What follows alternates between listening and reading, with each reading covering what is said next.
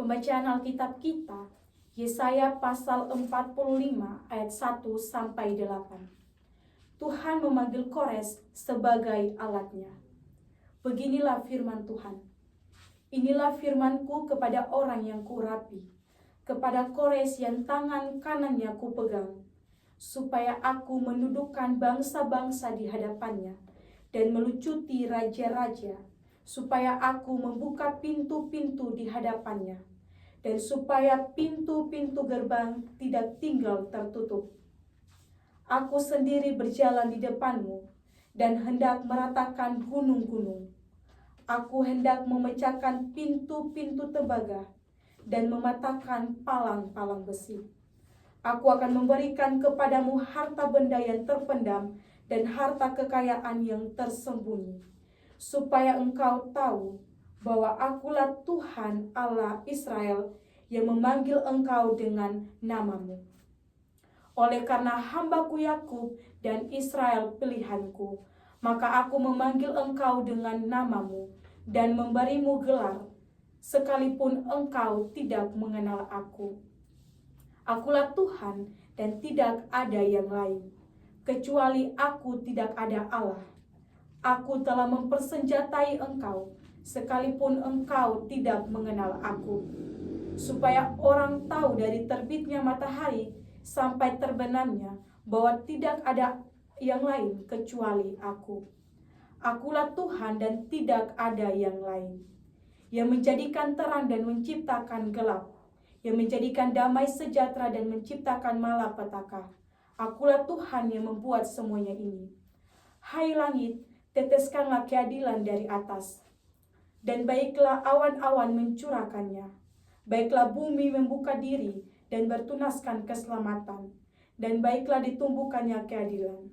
Akulah Tuhan yang menciptakan semuanya ini.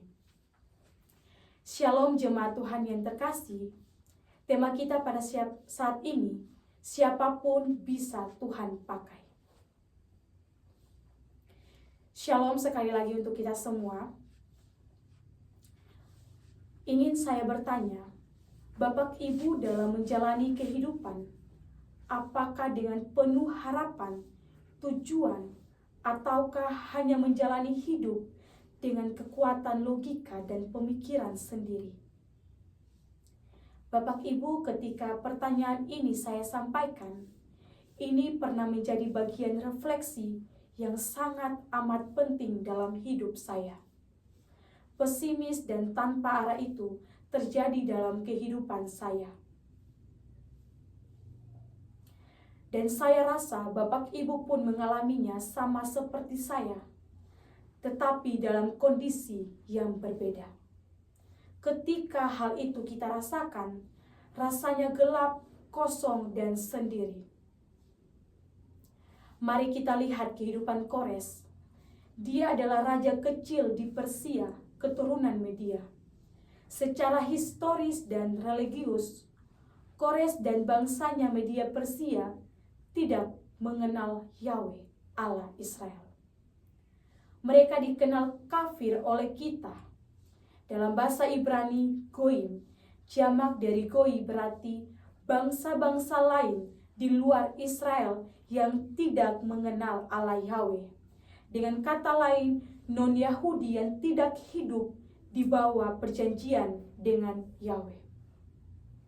Jemaat yang dikasihi Tuhan, Kores dikenal bijak dan saleh dalam kepemimpinannya. Dia hidup dengan harapan pada Tuhannya. Bapak Ibu, apa artinya? Mereka yang dianggap kafir oleh kita bisa menunjukkan kehidupan yang berpengharapan. Lantas, mengapa kita masih hidup dengan tak berpengharapan? Apakah kita meragukan kasih Allah dan penyertanya dalam hidup kita? Bapak Ibu bisa merefleksikan ini secara mendalam dalam kita menjalani kehidupan kita sehari-hari. Jemaat yang dikasihi Tuhan, berbicara soal tak berpengharapan, hal ini pernah mengintimidasi saya, sehingga menjadi saya seperti orang yang tak bertuhan, saya melebihi kafir. Kafir mereka mempunyai Tuhan, tapi saya tak bertuhan. Saya lupakan betapa besar kasih Tuhan dalam kehidupan saya. Saya menjalani hidup ini atas dasar pikiran saya sendiri. Semua yang saya lakukan hanyalah formalitas. Saya merasakan Roh Kudus berbisik dalam hati saya, tapi saya apatis. Saya acuh tak acuh, saya tidak menghiraukan apa yang Roh Kudus sampaikan bagi saya. Kedagingan saya lebih besar daripada Roh Kudus dalam hidup saya. Mengapa saya seperti itu? Apa yang membuat saya seperti itu? Begitu juga dengan bangsa Israel. Jemaat yang dikasihi Tuhan, bangsa Israel Yehuda di Israel Selatan, mereka lupa akan penyertaan Tuhan yang sangat dahsyat dalam kehidupan mereka. Mereka menjadi ragu akan janji dan kasih Allah. Mereka menunjukkan seperti Yehuda yang tak bertuhan. Karena ketidaktaatan mereka, ketidaksetiaan mereka, pelanggaran dan ketidakdengaran mereka, sehingga membuat mereka jatuh dalam tawanan di Babel pada pimpinan Raja Nebukadnezar. Jemaat yang dikasihi Tuhan, karena keraguan dan ketidaktaatan Yehuda, Allah mengurapi Kores. Dia tidak mengenal Allah kita. Apa artinya? Allah ingin menunjukkan bahwa Dia adalah Allah yang maha kuasa, yang bisa melakukan berbagai cara di luar nalar kita manusia. Bahwa kekuasaannya tidak terbatas. Dia bahkan bisa memakai Kores yang tidak mengenalnya untuk membebaskan bangsa Israel dari pembuangan di Babel. Bapak Ibu yang dikasihi oleh Tuhan, pahamilah ini. Kita orang percaya yang dikasihi Tuhan, tidak mungkin kita hidup dengan tak berpengharapan. Ada sesuatu yang ada bagi kita untuk dipakai oleh Tuhan untuk kesejahteraan bersama. Kita ada bukan tanpa tujuan, tapi karena ada sesuatu yang harus kita lakukan untuk kita bersama dan bagi kemuliaan namanya.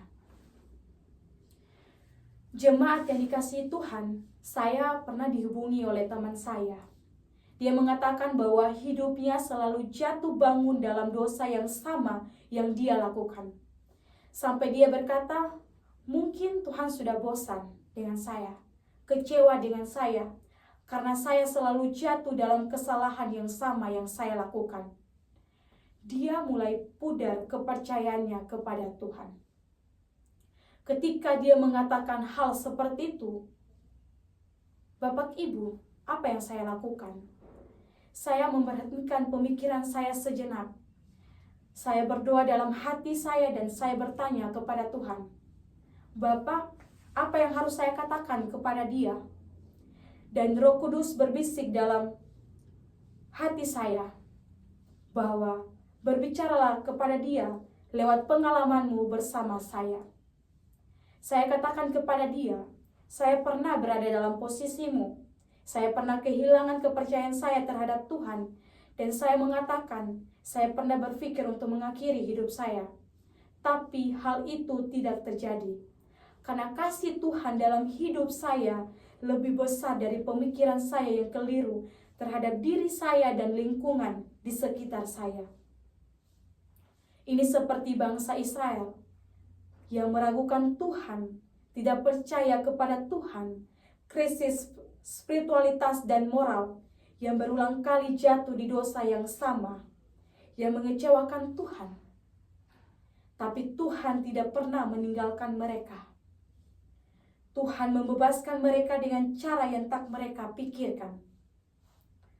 Dan perlu diketahui bahwa pada akhirnya mereka sadar bahwa pekerjaan Tuhan mereka bukan di dalam Israel saja, tapi melintasi semua bangsa.